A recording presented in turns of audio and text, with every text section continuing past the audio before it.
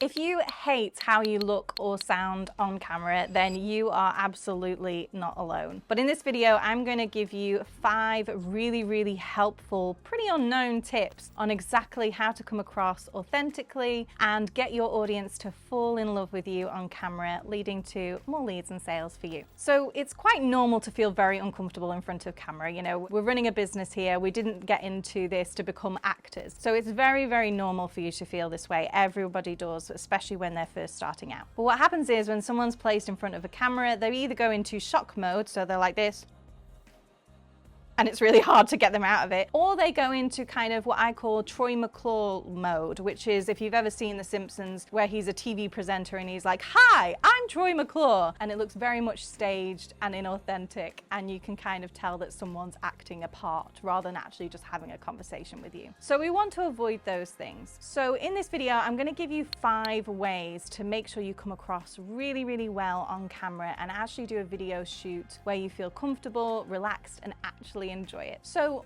a big problem people have when they sit in front of a camera is the fact that they are sitting in front of a camera. It's very daunting to have a camera looking at you, facing you. It's the only thing that you can see. You start to feel like you are, well, quite literally under the spotlight, and it can make you slip up your words. It can make you feel very nervous. Just having that camera facing you can be very daunting, especially if you're not used to it. So one of the easiest things to do is essentially just face away from the camera. Just record yourself at this angle, so you're recording at the side of your face instead of straight on. And this way you don't actually see the camera looking at you, you're looking at something else on the wall, or maybe a friend who's actually talking to you, but it makes it so much easier. And this is actually really nice as well, because it looks like you're in a conversation with someone. It looks like you're being interviewed or, you know, speaking to a friend, which can make you look more natural. So even if you're incredibly comfortable in front of the camera, this is sometimes a really good angle to take. The second thing that you can do is make sure you're not doing this alone. So actually sitting in front of the camera and recording can feel incredibly unnatural, because it's very unnatural. You know, we don't spend our days talking to ourselves. Well, most of us don't anyway. And so it's very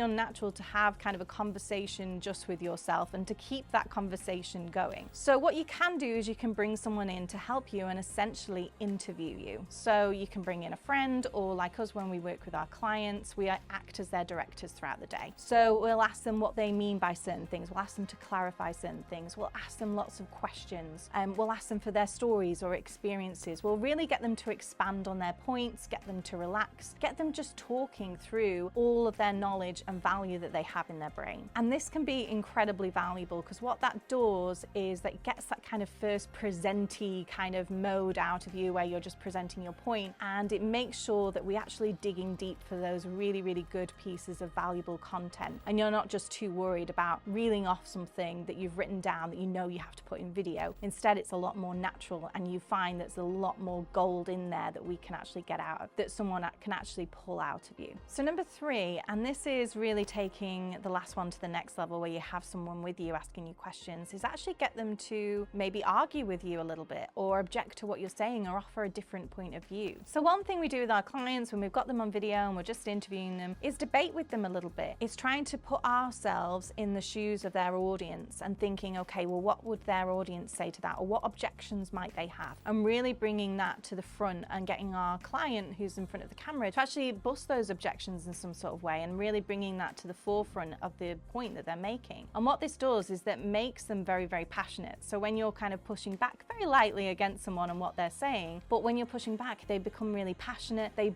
pull things to the surface that they hadn't really thought of before. They really bust those objections that might be in their audience's mind about working with them or buying from them. And in that sense, it makes really great, authentic, brilliant video content that actually leads to really good results. Number 4, do not script every single word. Now, a lot of people love scripts because they feel like a comfort blanket. They feel like something that they, you know, it's there and it can keep them on track, because they might go off on tangents or they might not know what to say. So I get it. But what happens is when you have a script is you can do something like this. Don't script every word, work from prompts. That's how you come across. Sometimes it's incredibly robotic because all you're doing is you're thinking, I need to remember this sentence. What's my sentence that I'm remembering? And now I'm speaking it. It's not natural in any way. Unless you're a trained actor, it's very, very difficult to do. So that's why we recommend that rather than scripting videos, you actually just give yourself some prompts to follow that really keep you on track, but make sure that you don't kind of lose that authenticity, that naturalness. Remember, it's okay to go off on a tangent. Sometimes you might find gold in there, and that's what good editors are for. They can cut out anything where you maybe go off track a little bit. That's absolutely fine. It's not a problem. It's better to do that than come across as robotic and unnatural. And number 5, the most important thing, what we notice is when people are inexperienced with video, every time they mess up, they do that. They stop, they start apologizing. They're just chastising themselves. Don't chastise yourselves. It happens all the time. If you mess up, just start your sentence again. That means that you're still in the flow of what you're saying. You don't have to stop. You don't have to kind of apologize and get really stressed about it. That takes you out of the moment. It takes you out of what you're saying, and you become very, very self-conscious. So just remember, it's very, very normal to mess up or mess it. And all you need to do is just start your sentence again. The editors will do the rest, so do not worry about making a mistake. So those are my 5 key points on how to feel comfortable on video and get the best out of every single video shoot where you actually have fun, relax, and make great video content. I'd love to know which one of these tips you like the most. Please let me know in the comments below. And if you like this video, please don't forget to hit subscribe so you can be notified the next time we release a video.